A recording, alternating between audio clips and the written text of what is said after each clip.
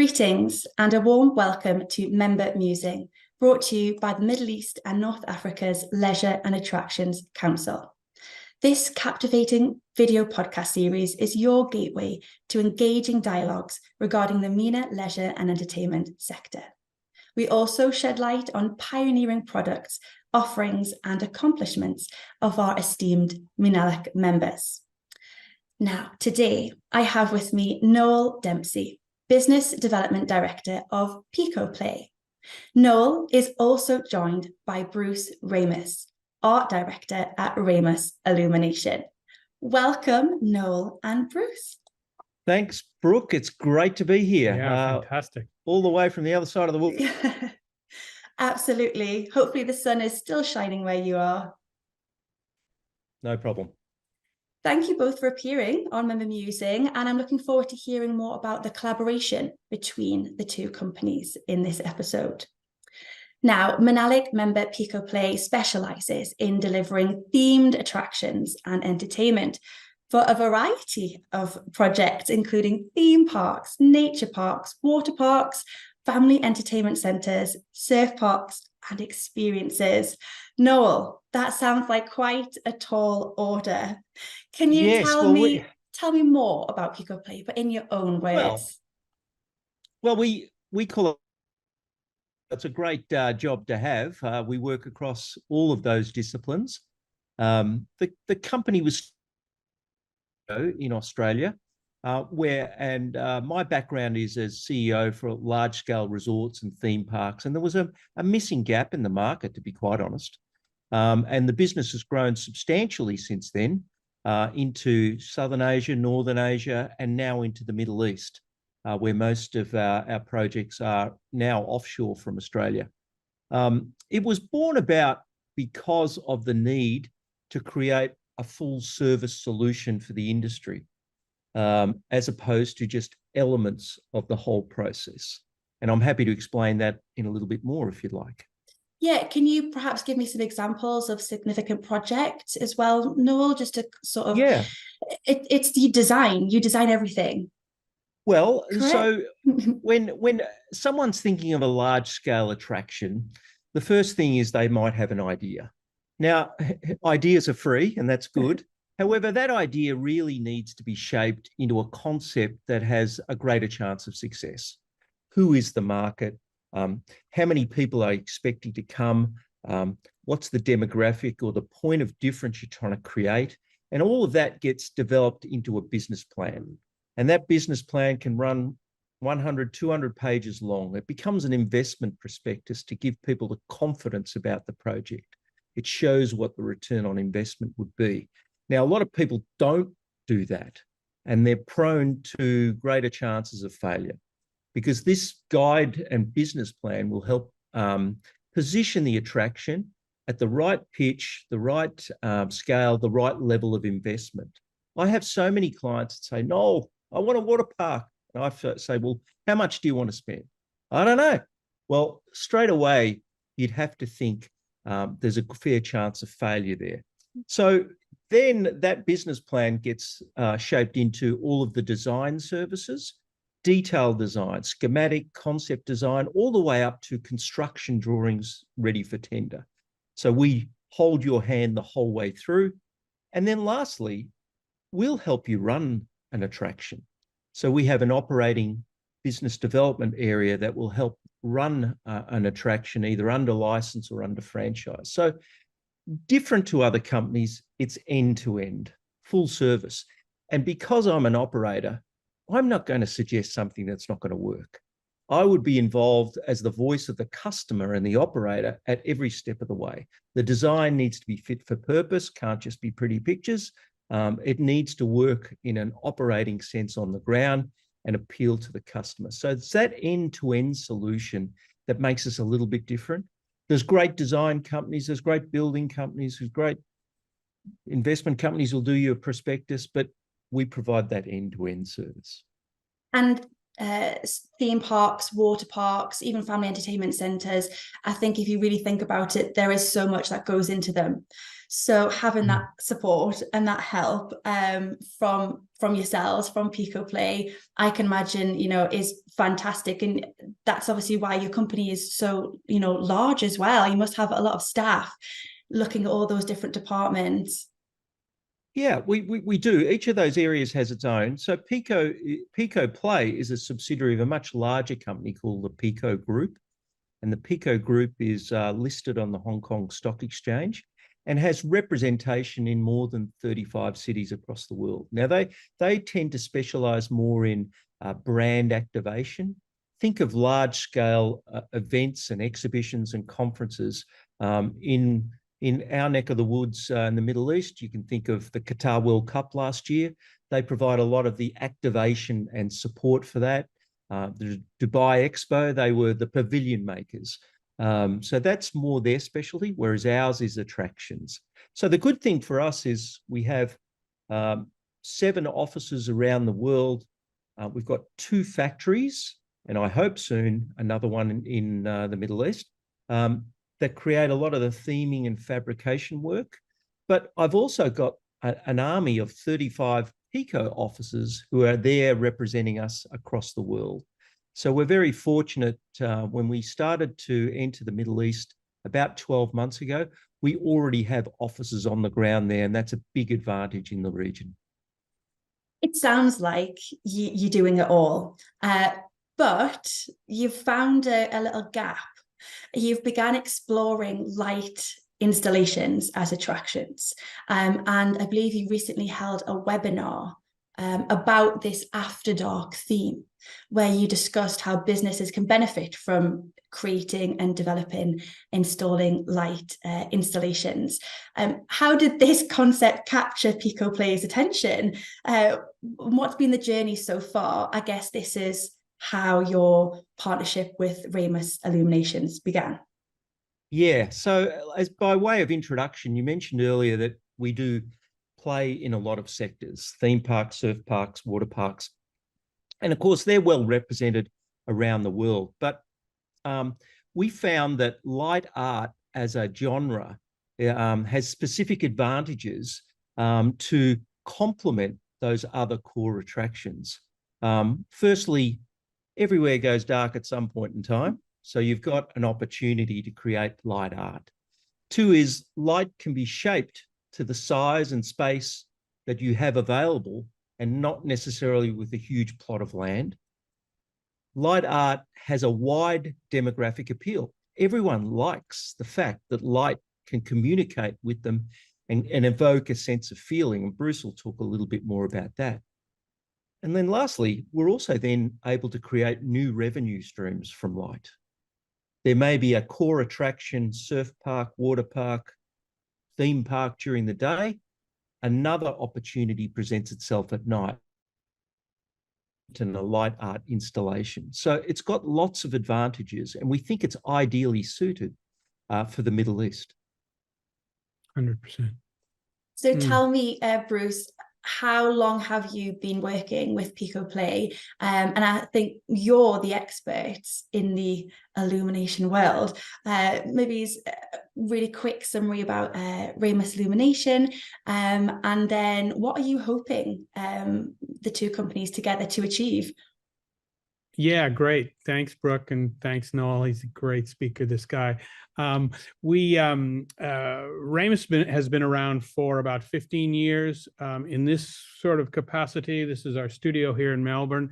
I've been working with light, and I'm Canadian, and before I moved to Australia, I designed large-scale rock concerts for many, many years for many famous bands you've probably heard of or even been to their concerts. Then I started to see that what we were developing there could be brought to our cities, and it could start to change the fabric and the feel of our cities. And that became something that is light art or media architecture, it's often called when it gets into an urban design context. And that's the strongest movement in urban design in the last 100 years. it is moving at a rate of knots and very powerful. And as Noel suggested, it's a natural form that we all connect with. Everybody gets light. It is equal across the board, rich, old, poor, indigenous, immigrant, anything like that. It is, people understand it deeply. And light can expand companies, can expand relationships. That's what it does naturally. And so when Noel contacted me, it seemed a really great fit for us. We've just developed a big project out of Uluru here in Central Australia, which is a permanent show that tells the story, a light and sound show and drones that tells the story of the Ananu traditional owners there. So it's really a cultural storytelling platform. And when Noel contacted us, it seemed just such a great fit.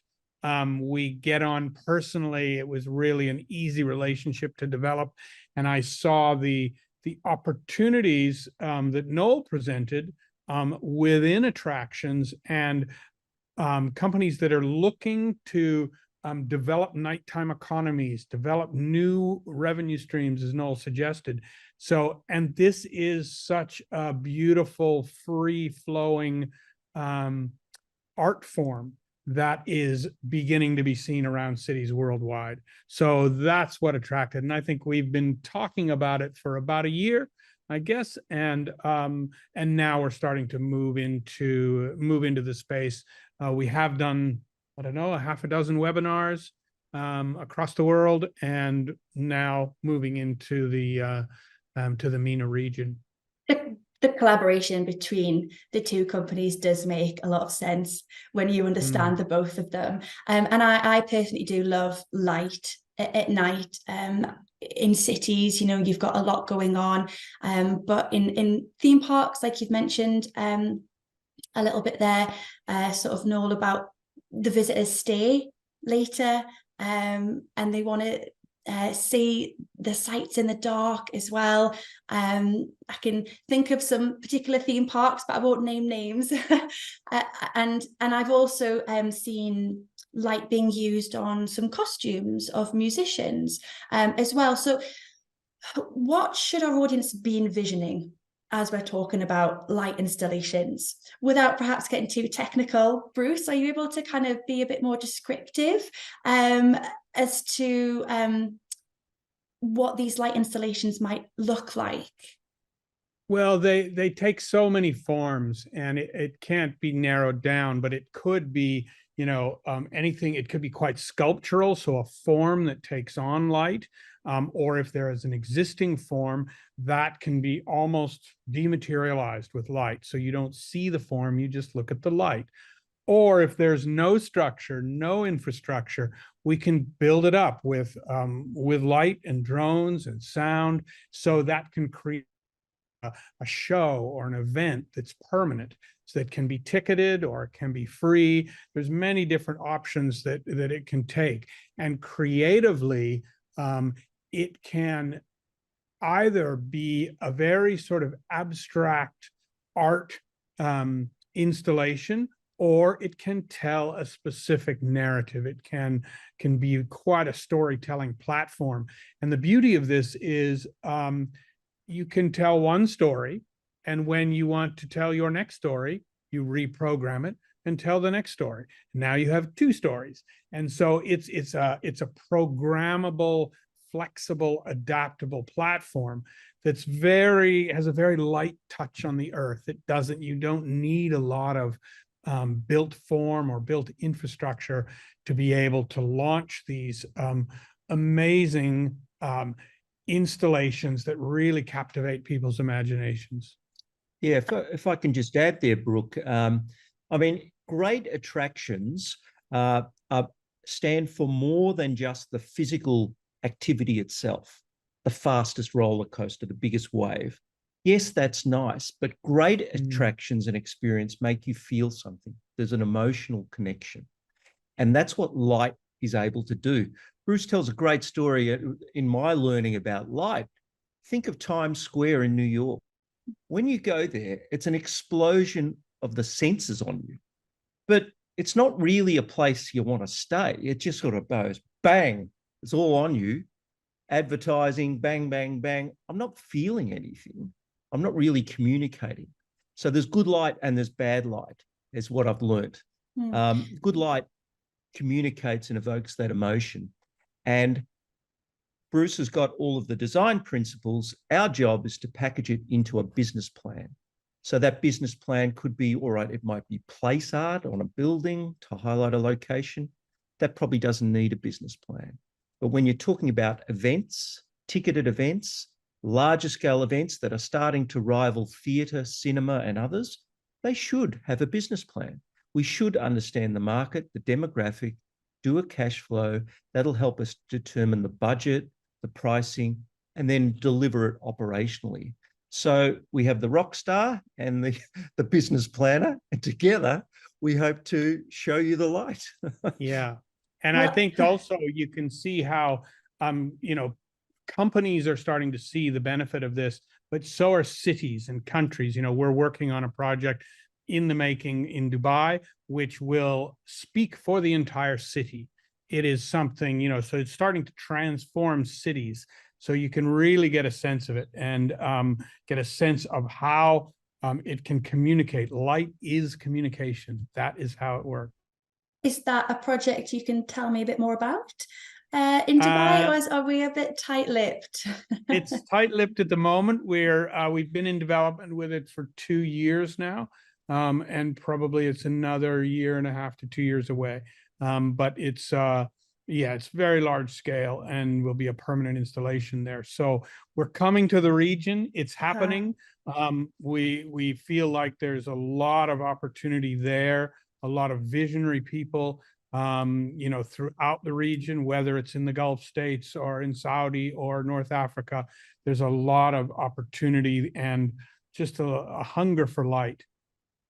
With the two of you working predominantly in Australia and then the Southeast Asian market, we're talking about Pico Play and Ramus Illumination coming over and developing projects in the MENA region. But can you tell me a bit more what you see the MENA region as in terms of the leisure, entertainment and amusement sector, just from your eyes, further across the world, the consumers, the trends, are the trends similar that you see in other countries that you have work in?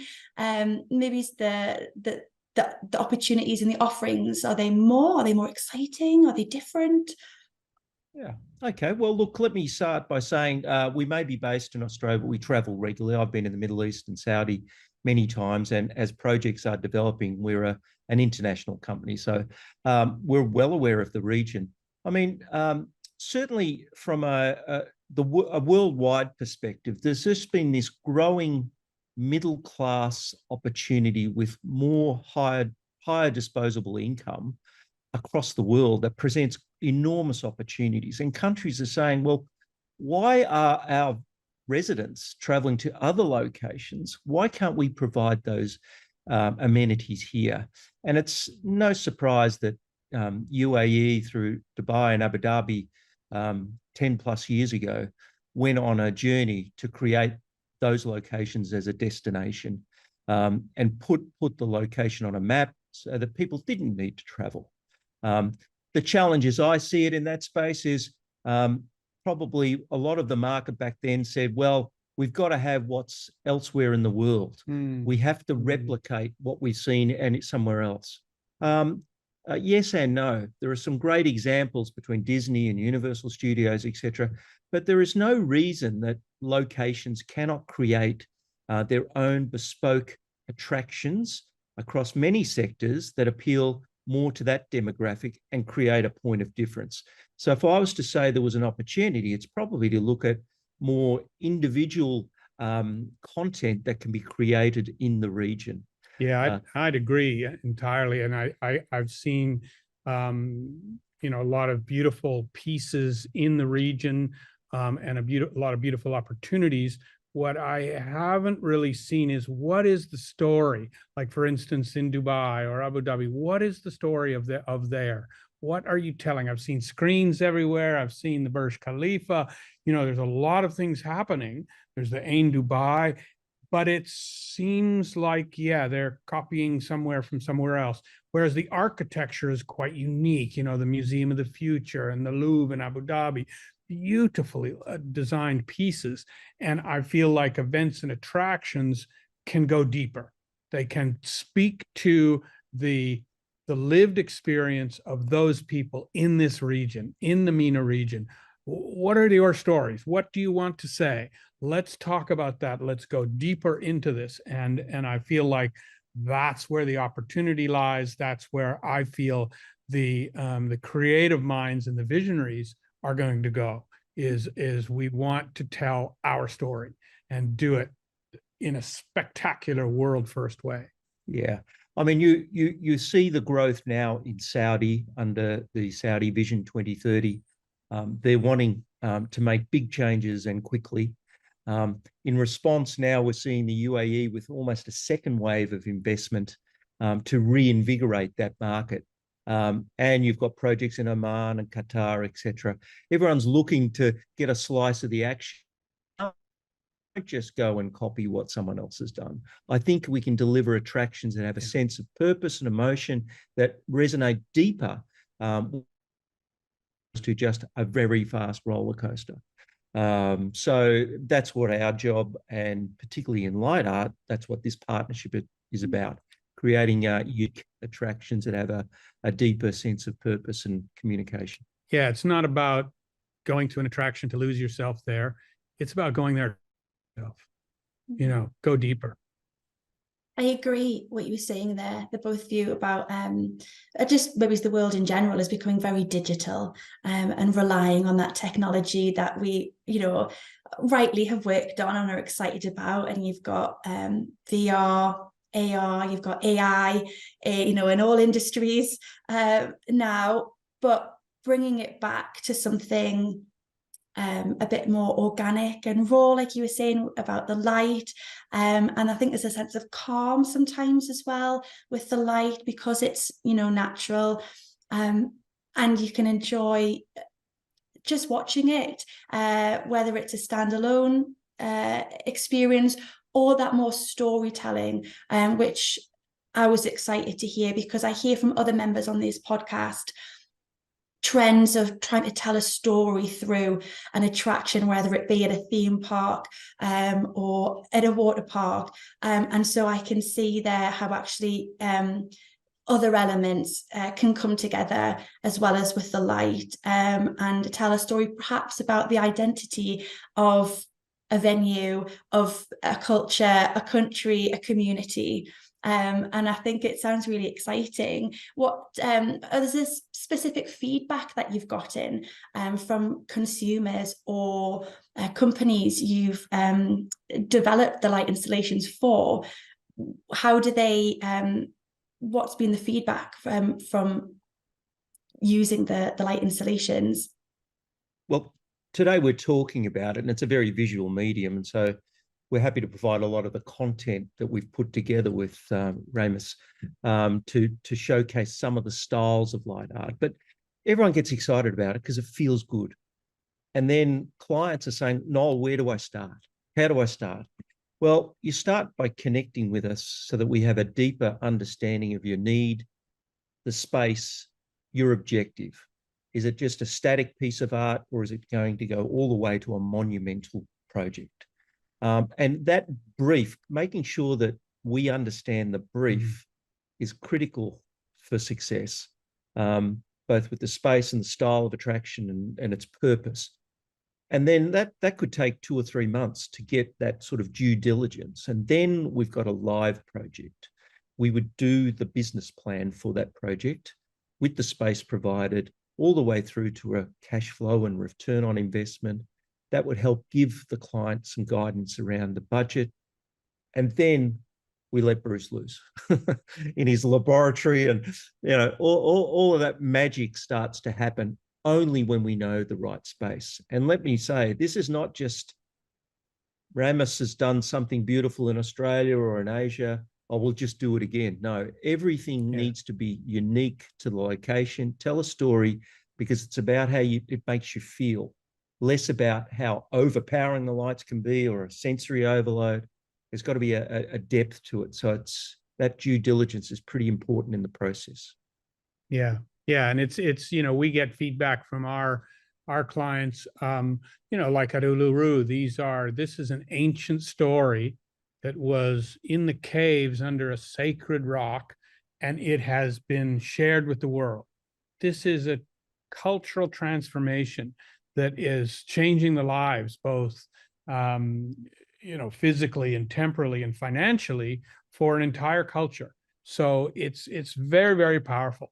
And you can hear it in our words, step into the light. If you've understood something, you've seen the light. Or if I think you're intelligent, I would call you bright or brilliant. If not, I'd think you're dim. So it's in our language. It's the way we speak. It's how we communicate. So it's a beautiful, inclusive art form. And this partnership with Noel has